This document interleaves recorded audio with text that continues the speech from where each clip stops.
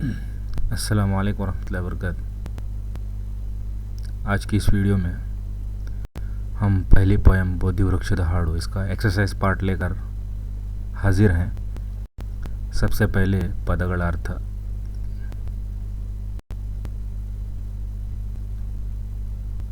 मैं पहले ही बता चुका हूँ कि आपको इसकी सिंपल मीनिंग आपको कन्नड़ में ही लिखनी पड़ती है। अड़वी का मतलब होता है काड़ू अरण्य, उर्दू में माने होते हैं जंगल।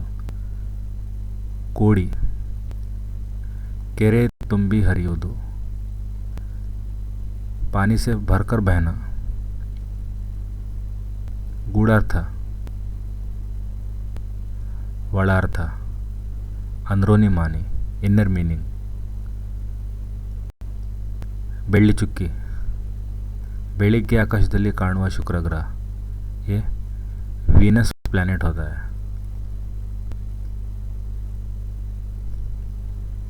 परी रीति किस तरह कहते हैं, मतलब किस तरह से हुआ, स्थिति सिचुएशन, इसके माने होते हैं। नेक्स्ट बोधि वृक्ष,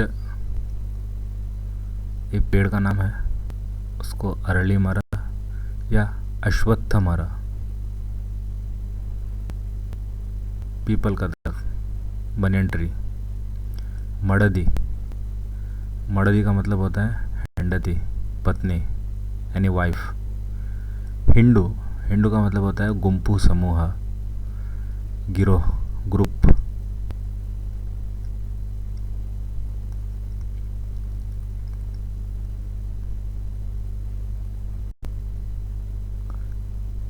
तोरेदू, तोरेदू का मतलब होता है बिट्टू, छोड़कर, लीव, तो सबको छोड़कर चला जाता है। मकरंद हूविन रस, ये फूल का रस होता है। एकांगी यानी ओबंटी, तन्हा। गुटुकु, गुटुकु यानी हक्की मरಗಳಿಗೆ आहार ನೀಡುವ स्थिति।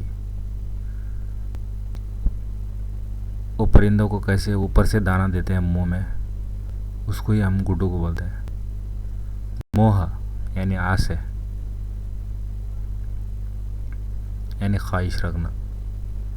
हुत्ता ಗೆದ್ದಲು ಮಣ್ಣಿನ ಮನೆ, हाविन गूड़ू।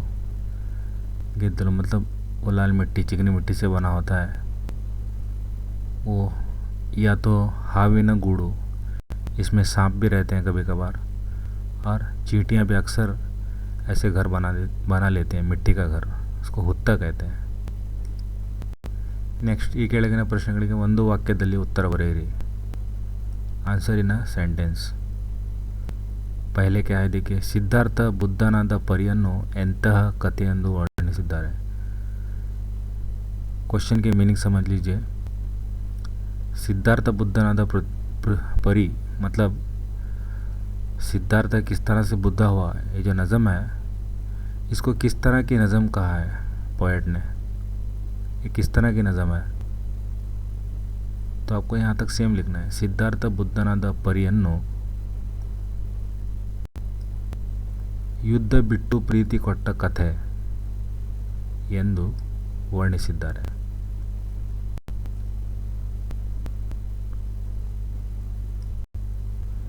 तो मेन वर्ड यही है, युद्ध बिट्टू प्रीति कोट्टा कथे। जंग को छोड़कर मोहब्बत प्यार को देने वाली कहानी, इस तरह से उन्होंने इस कहानी में कहा है। सेकंड क्वेश्चन देखिए, ಸಿದ್ಧಾರ್ಥ ಯಾರ ಮತ್ತು ಯಾವುದರ ಮೋಹವನ್ನು ತೊರೆದನು।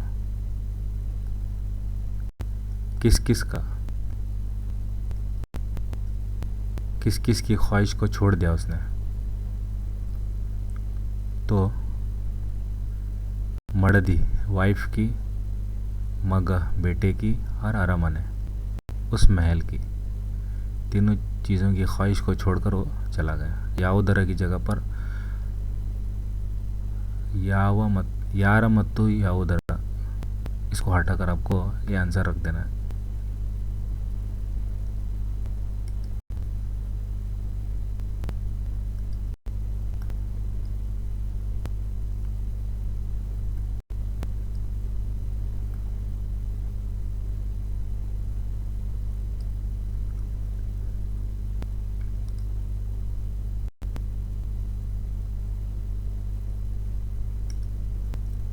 थर्ड क्वेश्चन देखिए, ಕಾಡನ್ನು ಅಲೆದ सिद्धार्थನಿಗೆ ಹೊಳೆದುದೇನು।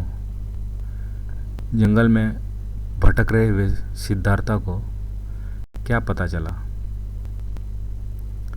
ಹೊಳೆದು ಹೊಳೆದುದ್ದೇನು, इसमें एनु है, इसके अंदर एनु है, मतलब क्या पता चला।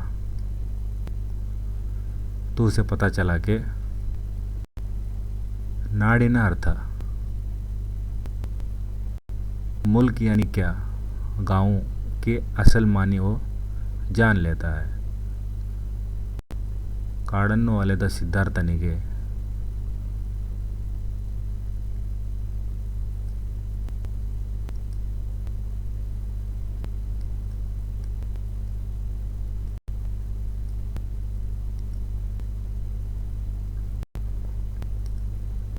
यहाँ तक आपको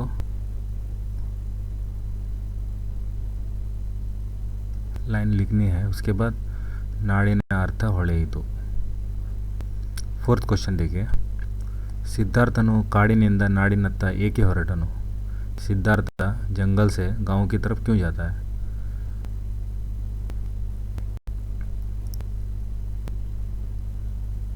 इसको थोड़ा करेक्शन कर लेना है, लिखना है प्रीतिಯನ್ನು, यन्नु तो यहाँ पर ऑलरेडी है, तो आपको प्रीतिಯನ್ನು ಹುಡುಕಿಕೊಂಡು ಹೊರಟನು, मतलब वो प्यार को, लोगों से मोहब्बत ये ढूंढते हुए वो ನಾಡಿನತ್ತ ಹೊರಟನು, अपने गांव की तरफ चला जाता है। पांचवा क्वेश्चन, सिद्धार्थनु कंडुಕೊಂಡ ಬದುಕಿನ ಗೂಢಾರ್ಥವೇನು। सिद्धार्थ कंडुಕೊಂಡ मतलब उसको मालूम होने वाला ज़िंदगी का असल जो माना है क्या है। तो जवाब है, सेंटेंस है यहाँ तक आपको सेम रखना है। सिद्धार्थनु कंडुಕೊಂಡ ಬದುಕಿನ ಗೂಢಾರ್ಥ क्या है वो, तपस्सिगिंत जीव प्रीति ದೊಡ್ಡದು। ये मेडिटेशन, ये तपस्या से भी ज़्यादा इम्पोर्टेंट क्या है, लोगों से मोहब्बत है, जीव प्रीति, लोगों की जानों से मोहब्बत। नेक्स्ट क्वेश्चन है, ಬೋಧಿ ವೃಕ್ಷದ ಹಾಡು ಯಾರ ಜೀವನದ ಕುರಿತು ಹೇಳುತ್ತದೆ। ये जो बोधि वृक्ष जो पोयम है वो किसकी ज़िंदगी के बारे में कहता है।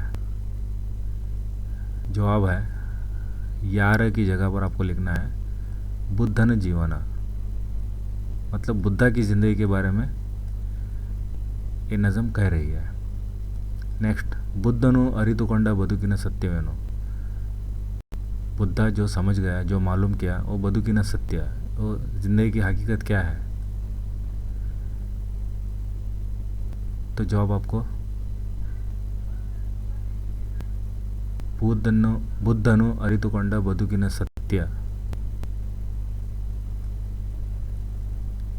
यहाँ पर आपको जवाब लिखना है जीव प्रीतिಯ ಎದುರು ಎಲ್ಲವೂ ನಶ್ವರ। जानों, लोगों की जानों के सामने सब कुछ बेकार है। तो ये चीज़ वो समझ लेता है।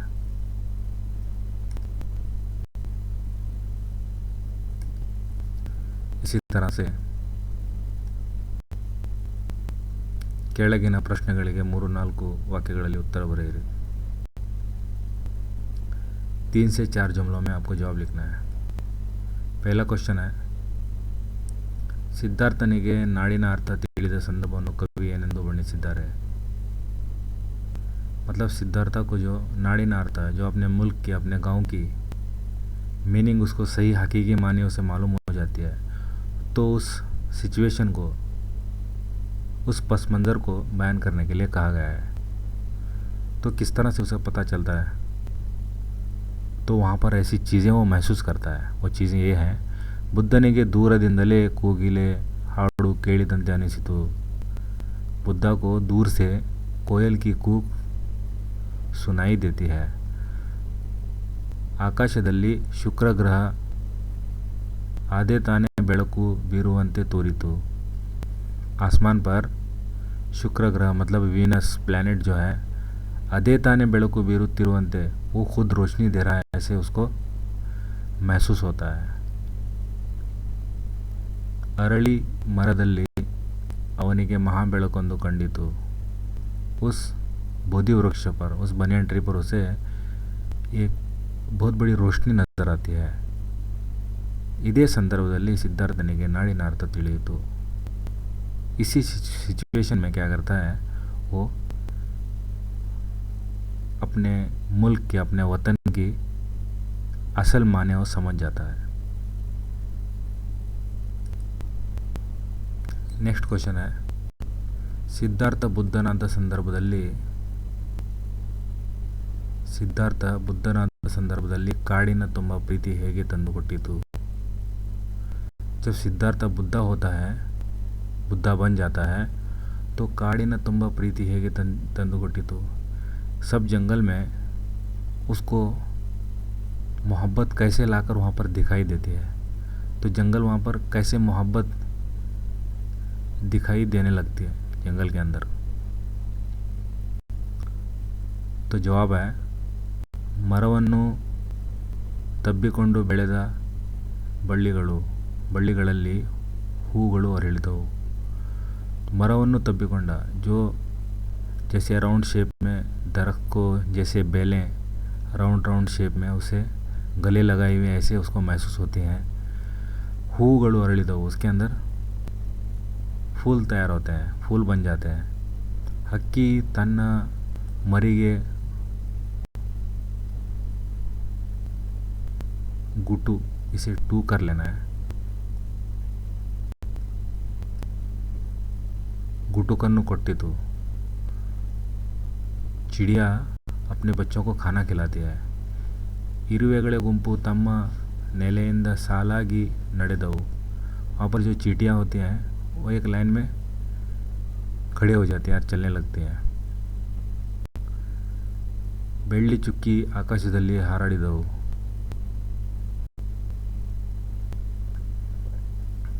ಬೆಳ್ಳು ಚುಕ್ಕಿ मतलब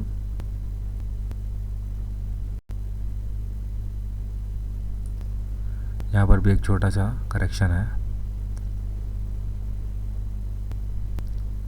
ಬೆಳ್ಳಕ್ಕಿಗಳು.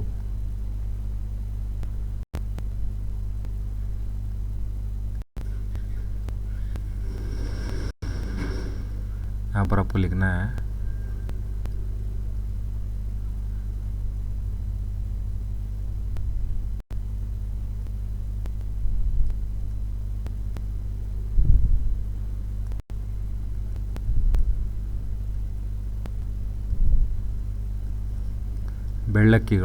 बेಳ್ಳಕ್ಕಿಗಳು का मतलब है सफ़ेद परिंदे जो क्रेन कहते हैं. वो बगले यहाँ पर आसमान पर उड़ने लगते हैं. मकरंद पानक्कागी दुम्बी हूविनत्त हारितु. फूलों का रस पीने के लिए ये शहद की मक्खी है, फूलों के पास चली जाती है. ಹೀಗೆ ಸಿದ್ಧಾರ್ಥ ಬುದ್ಧನಾದ ಸಂದರ್ಭದಲ್ಲಿ, इसी तरह से जब सिद्धार्थ बुद्धा होता है तो काड़िन ತುಂಬ प्रीति ತಂದುಕೊಟ್ಟಿತು. ये तमाम जंगल है उसे वहाँ पर हर तरफ मोहब्बत ही, प्यार ही दिखाई देने लगता है. जैसे लोगों में होना चाहिए वैसे दरख्तों में, पेड़ पौधों में, परिंदों में, हर जगह उसे प्यार ही प्यार नज़र आता है. तो वो सोचता है कि जंग वगैरह इम्पोर्टेंट चीज़ नहीं है. जंग से खून खराबा होता है, लोगों में दुश्मनी फैलते हैं. तो आपस में एक दूसरे के साथ मिलजुल कर रहना चाहिए. तो ये बात उसको अच्छी लगती है.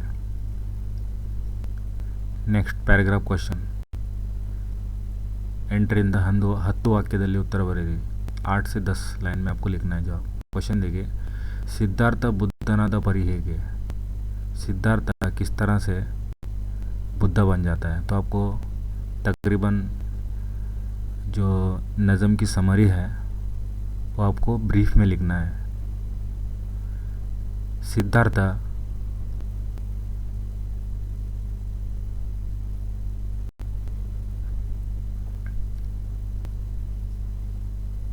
ಸಿದ್ಧಾರ್ಥನು ನೂ करना है इसको ಸಿದ್ಧಾರ್ಥನು ಜನರ ದುಃಖಗಳಿಗೆ ಪರಿಹಾರವನ್ನು ಹುಡುಕಲೆಂದು ನಡುರಾತ್ರಿಯಲ್ಲಿ ಅರಮನೆಯಿಂದ ಒಬ್ಬಂಟಿಯಾಗಿ ಹೊರಟ. ये आसान ज़ुबान में एक कहानी की तरह लिखा हुआ पैराग्राफ है. इसी तरह से आप इसको याद कर लेंगे तो आराम से लिख पाएंगे. सिद्धार्थ ಜನರ ದುಃಖಗಳಿಗೆ लोगों के दुख को परिहारವನ್ನು और उसका सॉल्यूशन ढूंढने के लिए, ಪರಿಹಾರ मतलब सॉल्यूशन, ನಡುರಾತ್ರಿಯಲ್ಲಿ ಅರಮನೆಯಿಂದ ಒಬ್ಬಂಟಿಯಾಗಿ ಹೊರಟ. आधी रात में वो अपने महल से तनहा चले जाता है. ಹೆಂಡತಿ ಮಗ मतलब उसकी बीवी बच्चा ಅರಮನೆಯ ಮೋಹವನ್ನು ತೊರೆದು सब कुछ ऐशो आराम को छोड़कर दिक्कू देसे इल्लदवनंते मतलब उसकी कोई मंजिल नहीं है, कोई भी उसका टारगेट नहीं है, इस तरह से वो चला जाता है. ಕಾಡು ಕಾಡು ಅಲೆದು जंगल जंगल भटकते हुए ದೇಹವನ್ನು ದಂಡಿಸಿ अपने जिस्म को तकलीफ पहुंचाते हुए तपस्सु ಮಾಡಿದ. वो मेडिटेशन करता है, तपस्या करता है. ಕಾಡಿನಲ್ಲಿ ಅಲಿಯುವಾಗ जब वो जंगल में घूम रहा होता है तो ಅವನಿಗೆ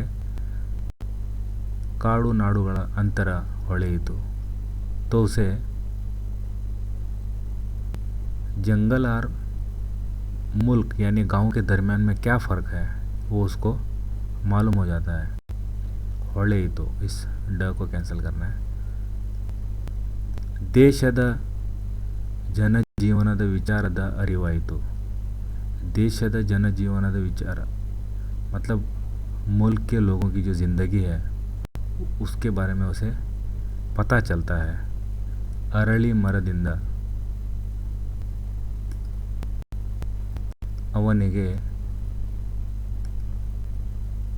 ಅವನಿಗೆ ಮಹಾಬೆಳಕೊಂದರ ದರ್ಶನವಾಯಿತು. अरಳಿ ಮರದಿಂದ मतलब वो पीपल के दरख्त से यानी बनियन ट्री से उसे एक बड़ी सी रोशनी दिखाई देती है. ಆಗ ಅವನಿಗೆ ಪ್ರಕೃತಿಯು ಸಂತೋಷದಲ್ಲಿ ತುಂಬಿರುವಂತೆ ತೋರಿತು. उसे तब ऐसा महसूस होता है कि ये पूरी कुदरत जो है वो संतोष मतलब खुशी में डूबी हुई है, इस तरह से उसको महसूस होता है. आ ಅನುಭವದೊಂದಿಗೆ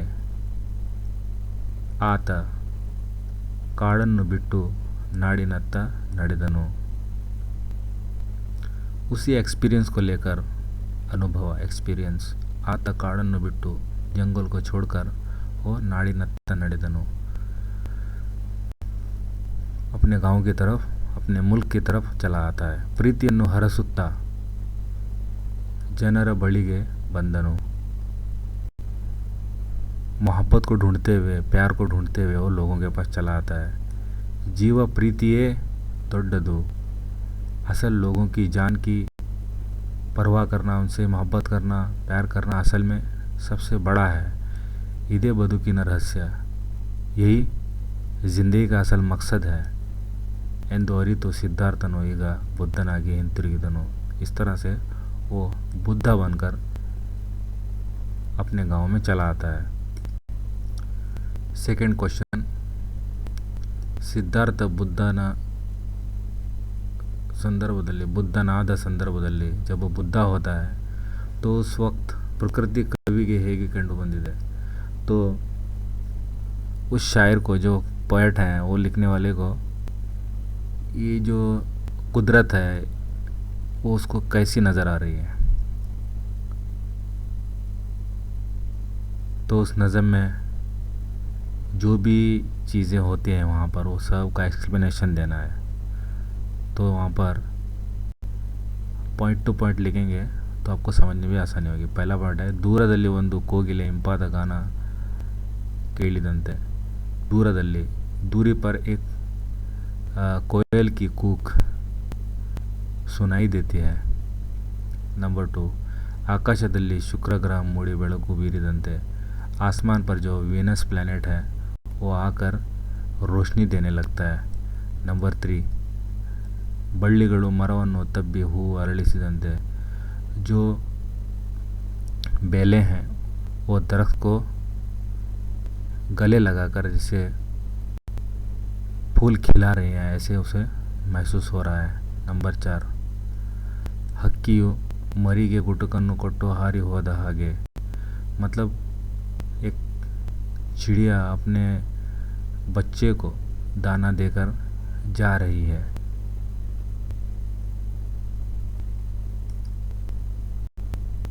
फिर महसूस होता है। 5वां पॉइंट, ಇರುವೆಗಳ ಗುಂಪು ಹುತ್ತದಿಂದ ಆಹಾರವನ್ನು ಹುಡುಕಲು ಸಾಲು ಸಾಲಾಗಿ ನಡೆದಂತೆ ಇರುವೆಗಳ ಗುಂಪು मतलब चींटियों का जो झुंड है ಹುತ್ತದಿಂದ उस अपने मिट्टी से बने हुए घर से आहारವನ್ನು ಹುಡುಕಲು गिज़ा की तलाश में वो सालागी मतलब एक कतार बांधे हुए जाने लगते हैं। नंबर 6, ಬೆಳ್ಳಕ್ಕಿಗಳು ಗುಂಪಾಗಿ ಹಾರಿ ಆಕಾಶದಲ್ಲಿ ಇರುವಂತೆ ये जो क्रेन है सफ़ेद परिंदे जो बगले हैं वो आसमान पर उड़ने लगते हैं। नंबर 7, प्रीतिಯ नदी ಕಾಡಿನಲ್ಲೆಲ್ಲ ತುಂಬಿ ಹರಿದ ಹಾಗೆ मतलब मोहब्बत की नदी जंगल में हर तरफ बहने की जैसा उसे नज़र आता है। नंबर 8, ಹಕ್ಕಿಯು ಗೂಡಿನಿಂದ ಹೊಸ ರಾಗ ಕೇಳಿದಂತೆ परिंदे के घोंसले से उसे गीत सुनाई देने लगते हैं।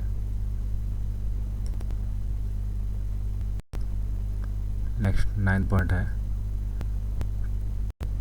दुंबियು ಮಕರಂದವನ್ನು ಸವಿಸಲು ಹೂವನ್ನು ಕೂಡಿದಂತೆ दुम्बी मतलब शहद की मक्खी मकरंद फूलों का रस सेविसलु पीने के लिए हूವನ್ನು ಕೂಡಿದಂತೆ फूल पर जाकर बैठ जाते हैं इस तरह से उसे नज़र आता है। नंबर 10, ಗಿಡಗಳು ತಬ್ಬಿಕೊಂಡು ಸಂತಸದಿಂದ ಕುಣಿಯುವಂತೆ जो पौधे होते हैं आपस में गले लगकर ऐसे रक्स कर रहे हैं नाच रहे हैं इस तरह से उसे ये तमाम चीज़ें जब बुद्धा वहाँ पर तपस्या करने के बाद बुद्धा बनता है तो वहाँ का जो अतराफ का जो माहौल है वो इस तरह से उसे नज़र आता है। संदर्भ हु सेड दिस इस तरह का एक्सरसाइज भी देखने मिलता है, एग्ज़ाम में भी आता है। नंबर 1,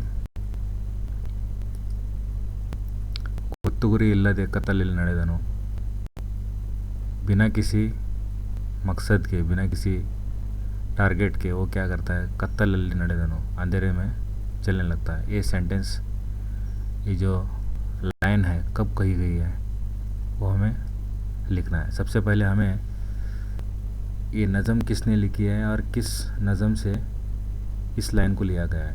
ಈ ಮಾತನ್ನು ಬಸವರಾಜ್ ಸಬರದ ಅವರು ಬರೆದಿರುವ इस लाइन को ಬಸವರಾಜ್ ಸಬರದ ने लिखी हुई नज़म ಬೋಧಿ ವೃಕ್ಷದ ಹಾಡು ಕವನದಿಂದ ಆಯ್ದುಕೊಳ್ಳಲಾಗಿದೆ इस नज़म से ली गई है। नेक्स्ट लिखना है ಈ ಮಾತಿನಲ್ಲಿ कवि मतलब इस लाइन में जो पोएट है क्या कह रहा है लिखना है। क्या कह रहा है, सिद्धार्थनु बुद्धनागಲು ಹೊರಟಾಗ ಅವನ मनस्थिति ಹೇಗಿತ್ತು मतलब जो सिद्धार्थ था उसका पहला नाम था वो बुद्ध बनने के लिए जब जा रहा था तो उसका जो दिल कैसा था मतलब जो दिल की हालत किस तरह थी उसको बयान करते हुए इस सेंटेंस को बताया है।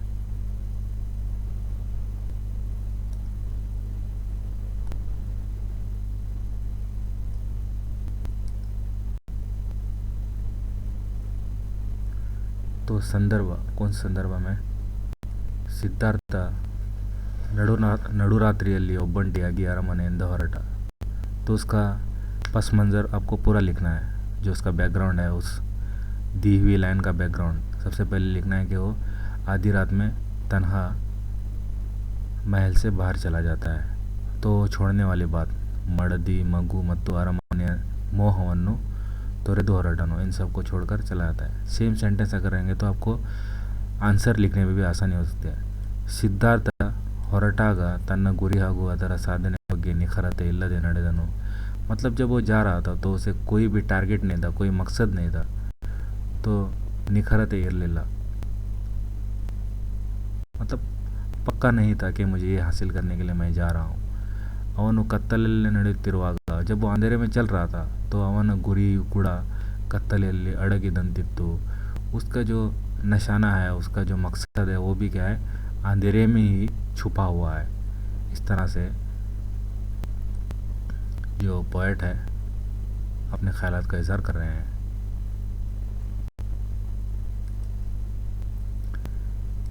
सेकंड देखिए, ಕಾಡ ತುಂಬ ಪ್ರೀತಿ ಹೊಳೆಯು ಕೋಡಿಯಂತೆ हरियतु। मतलब जंगल में जो मोहब्बत थी भरकर बह रही थी।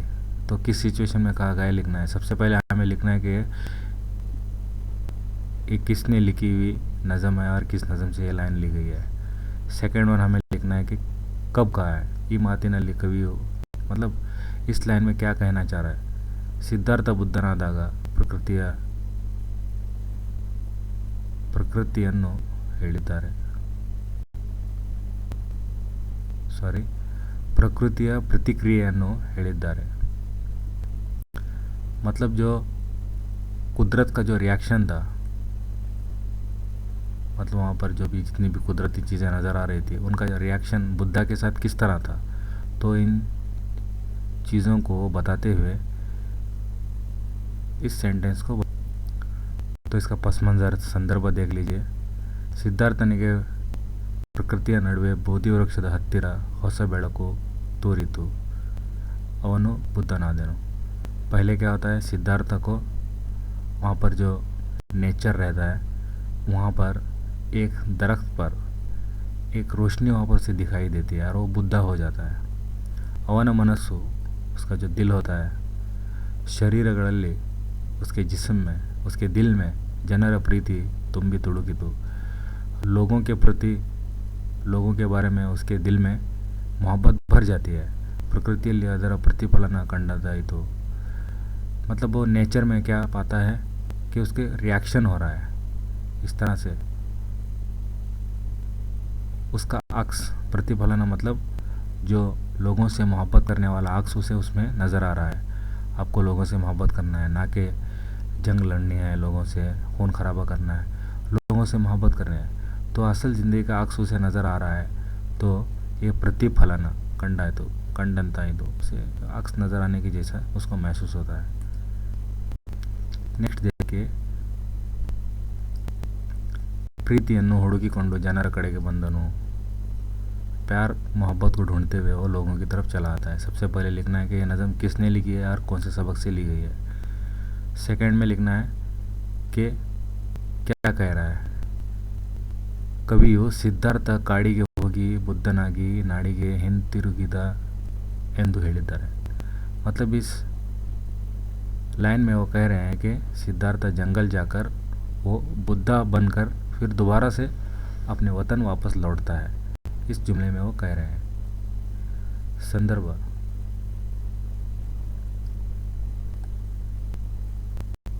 सिचुएशन कौन था। ಸಿದ್ಧಾರ್ಥ ತನ್ನ ಹೆಂಡತಿ ಮಗು ಮತ್ತು ಅರಮನೆಯನ್ನು ಬಿಟ್ಟು ಕಾಡಿಗೆ ಹೊರಟನು। वही सिचुएशन लिखना है। सिद्धार्थ अपने बीवी बाल बच्चों को, अपने महल को छोड़कर जंगल में चला जाता है। ಕಾಡಿನಲ್ಲಿ ಜೀವನದ रहस्य ಗೋಚರಿಸಿತು, तो उसको जंगल में जो ज़िंदगी का असल मकसद है उसको मालूम हो जाता है। ಜೀವ ಪ್ರೀತಿಯು ದೊಡ್ಡದು, लोगों के जानों की मोहब्बत असल है, ಅವನಿಗೆ ಅರಿವಾಯಿತು, इसके उसका एहसास होता है।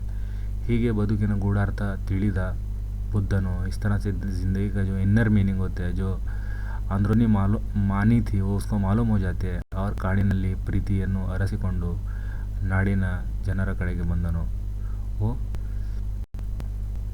मोहब्बत को ढूंढते हुए लोगों की तरफ चला आता है।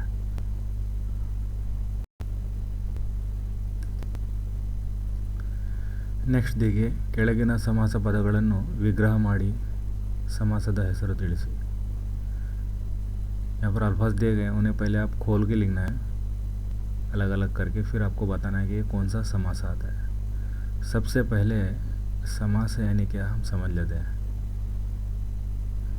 ಎರಡು ಅಥವಾ ಎರಡಕ್ಕಿಂತ ಹೆಚ್ಚು ನಾಮಪದಗಳು दो या दो से ज़्यादा नाउन्स अगर अर्थ के अनुसारವಾಗಿ मीनिंग के साथ ತಮ್ಮಲ್ಲಿ ಇರುವ विभक्ति प्रत्ययಗಳನ್ನು कಳೆದುಕೊಂಡು उसमें जो विभक्ति प्रत्यय किसको कहते हैं, जो किसी भी हुर्फ के किसी भी नाउन के आखिर में जो लफ्ज़ आते हैं। मिसाल तौर पर अवनु, इसमें आखिर में वो आया। अवरन्नु, आखिर में अन्नु। तो इसी तरह से विभक्ति प्रत्ययಗಳು हैं। प्रथम, द्वितीय, तृतीय, चतुर्थ, पंचमी, षष्ठी, सप्तमी, संबोधना, इस तरह से 7 से 8 विभक्ति प्रत्ययಗಳು कन्नड़ ग्रामर में देखने के लिए मिलते हैं। ये अल्फाज के आखिरी लफ्ज़ होते हैं जिसको विभक्ति प्रत्यय कहा जाता है। ये क्या करते हैं, विभक्ति प्रत्ययಗಳನ್ನು ಕಳೆದುಕೊಂಡು, मतलब ये विभक्ति प्रत्ययಗಳನ್ನು को खो देते हैं और ಒಂದು ನಾಮಪದವನ್ನು समास ಎಂದು ಕರೆಯುತ್ತಾರೆ। और एक नामपद बन जाता है। एक नामपद का मतलब एक नाउन बन जाता है। पहले दो अलग अलग नाउन रहेंगे या दो से ज़्यादा नाउन रहेंगे अलग अलग माने वाले, तो आपस में मिलते हैं तो सब मिलकर एक लफ्ज़ बन जाते हैं। लेकिन इसमें चेंजेस क्या होता है, सबका जो विभक्ति प्रत्यय है, जैसे मैंने बताया प्रथम, द्वितीय, इसके आखिर में आने वाले अन्नु, अ, अल्ली, इस तरह के आखिरी लफ्ज़ जो है वो निकल जाते हैं। ऐसे अल्फाज को हम समासा कहेंगे। तो आप देख सकते हैं यहाँ पर पहला वर्ड मध्य रात्रि। मध्य रात्रि, रात्रिय मध्य, रात के दरमियानी वक्त में, आधी रात में। मध्य रात्रि का मतलब, मध्य का मतलब दरमियान, रात्रि का मतलब रात, रात के दरमियान, रात्रिय मध्य। तो ये कौन सा समास में आता है, अंशी समास। अंशी समास हमें कैसे पहचानना है, जैसे मैंने बताया था कि संधि में पहला हुर्फ प्लस दूसरा हुर्फ इक्वल्स टू तीसरा हुर्फ।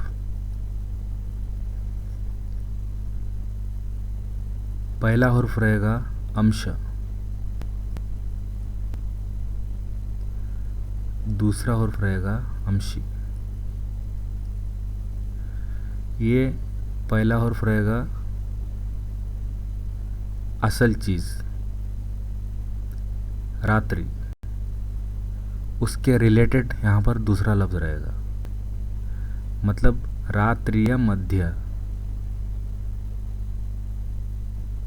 रात के दरमियान। ये दरमियान लफ्ज़ क्या है, इसे रिलेटेड रहता है, उसी का वर्ड आता है। जैसे कि रात के दरमियान, वो दरमियान लफ्ज़ क्या रिलेटेड है, उस रात को रिलेटेड है। तो अंश, अंशी उसी का हिस्सा रहेगा ये। तो आपको इस तरह से पहचानना है कि अंशी समासा क्या होता है। पहले वर्ड में अंश रहता है, दूसरे में अंशी रहता है, तीनों मिलकर अंशी समासा होता है। ठीक है, नंबर 2 में देखिए, अरमने, अरसन मने, बादशाह का यानी राजा का घर। तत्पुरुष समास देख लीजिए, तत्पुरुष समास किसे कहते हैं। तत्पुरुष समास में पहला वर्ड, दूसरा वर्ड, तीसरा वर्ड बनेगा। आपको देखना है कि पहला वर्ड नाउन है कि नहीं, दूसरा वर्ड भी नाउन है कि नहीं। अगर दोनों वर्ड भी आपको नाउन मिलते हैं, मतलब अरस बादशाह राजा एक नाउन है, मने भी एक नाउन है, तो दोनों को मिलाकर हम क्या करेंगे, आरामन है। तो जब भी हमें फर्स्ट एंड सेकंड वर्ड में हमें नाउन हासिल होता है तो हम इसे तत्पुरुष समास का नाम देंगे। तीसरा, होसराग, होसतु राग, आपको राग लिख लेना है, थोड़ा मिस्टेक हुआ है, मतलब नया गीत। अब देखना है कर्मधारय समास में फर्स्ट और सेकेंड वर्ड में क्या क्या होता है और जाकर तीसरा वर्ड बनता है। फर्ज कर लो कि अगर पहला हुर्फ लिंग है, मतलब किसी भी मेल फीमेल को बताने वाला लफ्ज़ है, या वचन है, मतलब वाहिद जमा को बताने वाला लफ्ज़ है, या विभक्ति है। विभक्ति मैंने बताया कि प्रथम, अवु, द्वितीय, अनु, तृतीय, इंद, इस तरह के वर्ड। इसी तरह से सेकेंड वर्ड में भी आपको देख लेना है कि इसमें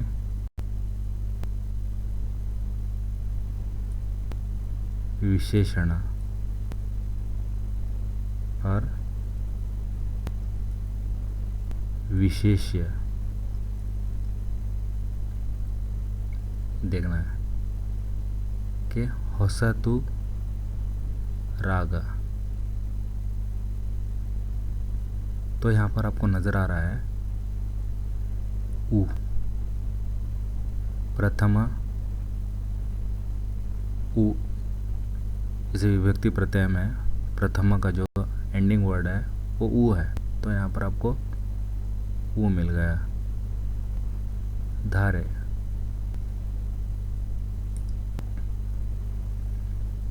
सॉरी मैंने आपको यहाँ पर राग कहा था, राग, होसतु राग। आपने देख लिया कि पहले रूप में आपको उ मिला यहाँ पर, जैसे कि विभक्ति प्रत्यय में प्रथम उ आता है, मैं बता चुका हूँ। राग मतलब यहाँ पर जैसे कि मौसूफ सिफत, जैसे आप पढ़ते हैं ग्रामर में एडजेक्टिव, होसतु, इसमें क्या है, एडजेक्टिव है यानी सिफत है। किसकी सिफत है, राग की। इस गीत की सिफत यहाँ पर बयान की गई है, वो किसका एडजेक्टिव वहाँ पर बताया गया है, तो आपको वो देखना है।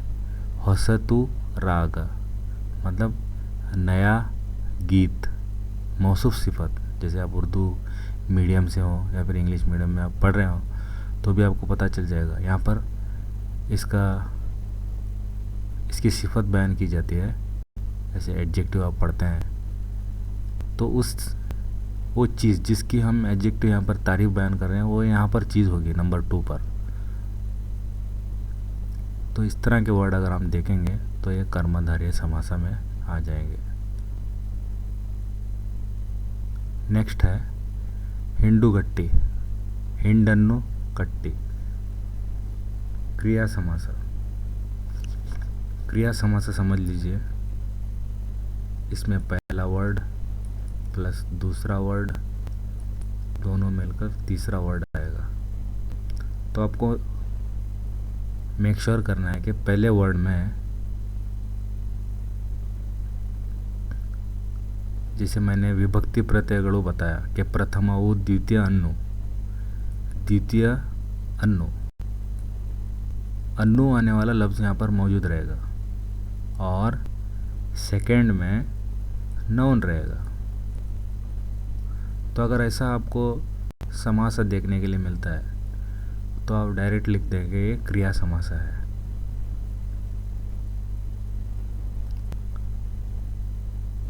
सॉरी, ये नाउन नहीं रहेगा, ये वर्ब रहेगा, उसको थोड़ा करेक्शन कर लें, वर्ब रहेगा। तो हिंडन्नु कट्टी, कट्टी मतलब बांधना, हिंडन्नु मतलब गिरोह, ग्रुप, ग्रुप बांधना, ये बांधना ये वर्ब में आता है। तो यहाँ पर सेकंड वर्ड वर्ब है, फर्स्ट अन्नु, हिंडन्नु है, तो आखिर में आपको अन्नु मिल रहा है। हमेशा यहाँ पर अन्नु ही लफ्ज़ मिलेगा, द्वितीय विभक्ति प्रत्यय कहते हैं अन्नु को। तो आपको मैं बता रहा हूँ यहाँ पे कि विभक्ति प्रत्यय कौन कौन से हैं। प्रथम विभक्ति प्रत्यय आता है उ, द्वितीय अन्नु, तृतीय इंद, जैसे कि मने इंद, इस तरह से। चतुर्थ गे आता है या ईगे आता है, मने गे, इस तरह से। पंचमी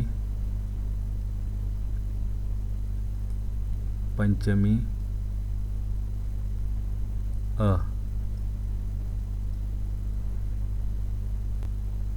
इसमें अ आता है पांचवें नंबर पर। ये प्रथम मतलब पहले नंबर पर, दूसरे नंबर पर, तीसरे नंबर पर, चौथे नंबर पर और पांचवें नंबर पर। छठे नंबर पर षष्ठी अल्ली, मने अल्ली, इस तरह से।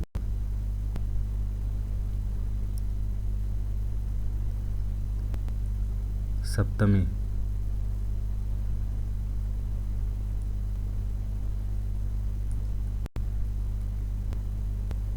ए ई रा। ये एंडिंग वर्ड्स आपको विभक्ति प्रत्यय में देखने के लिए मिलते हैं। तो इंशाल्लाह ग्रामर पार्ट में हम डिटेल से इसका मुताला करेंगे। तो अभी जितना है उतना ही आपको मैं समझा रहा हूँ। नेक्स्ट देख लेते हैं। यहाँ पर ओन सेंटेंस बनाना है, दिया गया है मोह, मोह मतलब ख्वाहिश, आस रहना किसी चीज़ की। तो ಈಗಿನ ಜನರಿಗೆ ಹಣದ ಮೋಹ ಹೆಚ್ಚಾದಂತೆ ಕಾಣುತ್ತದೆ। अभी के लोगों को पैसों की बहुत ज़्यादा आस होती है। सेकंड वन जीव प्रीति, जान की मोहब्बत, लोगों की जानों से मोहब्बत। महान व्यक्तिಗಳಲ್ಲಿ जीव प्रीति विशिष्टವಾಗಿರುತ್ತದೆ।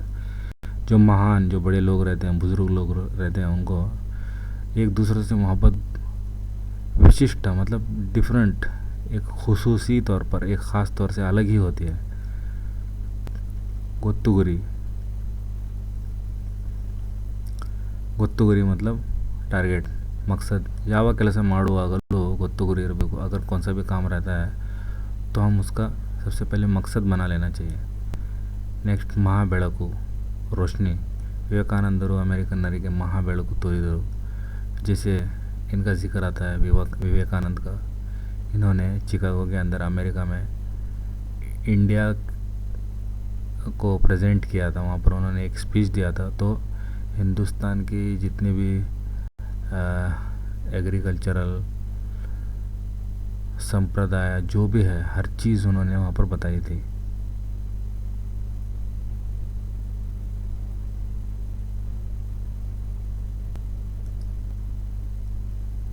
और उनके स्पीच को बहुत सराहा गया था वहाँ पे। तो इस सेंटेंस को यहाँ पर लिखा हुआ है कि विवेकानंदರು अमेरिकनರಿಗೆ महाबेಳಕು तोरिದರು। विवेकानंद अमेरिका के लोगों को रोशनी देते हैं हमारे मुल्क के बारे में। नेक्स्ट देखिए, तत्सम तद्भव रूप बरेरी। युद्ध जुद्ध, वीर बीर, अडवी अटवी, हक्की पक्षी। तो आप इसको बाहट करना है।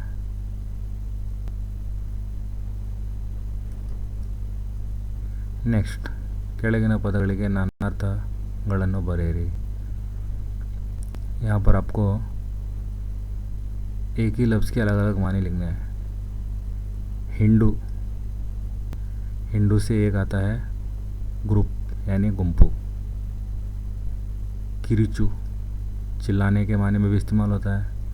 हालन्नो करे, दूध निकालना, जानवरों का दूध निकालने का भी हिंडू वाला लफ्ज़ इस्तेमाल होता है। पीड़िसु, किसी को सताना भी ये हिंदू के तौर पर इस्तेमाल होता है। अलग अलग माने में हिंदू वाला लफ्ज़ इस्तेमाल होता है। नेक्स्ट होले, नदी के लिए इस्तेमाल होता है। मेनुगु, चमकने के लिए इस्तेमाल होता है। गोचरिसु, जाहिर होने के लिए इस्तेमाल होता है। तोरे, तोरे होले नदी के तौर पर भी इस्तेमाल होता है। बीड़ू मतलब छोड़ने के तौर पर इस्तेमाल होता है। तेजिसु, दोनों सेम मीनिंग है, छोड़ना। तेजिसु बीड़ू, लिविंग मतलब छोड़ना। काड़ू वाला लफ्ज़ अरण्य, जंगल के लिए इस्तेमाल होता है। पीड़िसु, मिसाल तौर पर कोई आदमी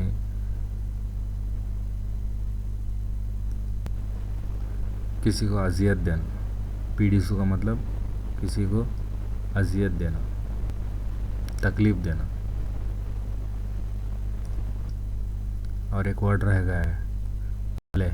अले के मानी नीरी न तेरे, जो मौजें होती हैं समंदर की, पानी की, उसको हम अले बोलते हैं। गुरी इल्लत तिरुगाड़ू, बिना मकसद के घूमने को भी अले बोलते हैं, भटकने को। ಈ ಪದ್ಯದ 1ನೇ ಮತ್ತು 2ನೇ कंडिಗಳನ್ನು कंठपाठ ಮಾಡಿ, मतलब फर्स्ट स्टांजा जो 4 लाइन पर मुश्तमिल है और सेकंड उसमें भी 4 लाइन है, उसको आपको बाय हार्ट करना है।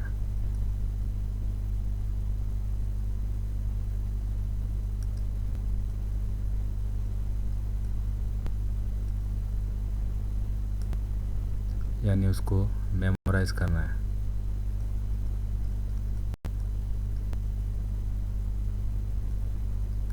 ये इम्तिहान में ज़रूर पूछते हैं नज़म।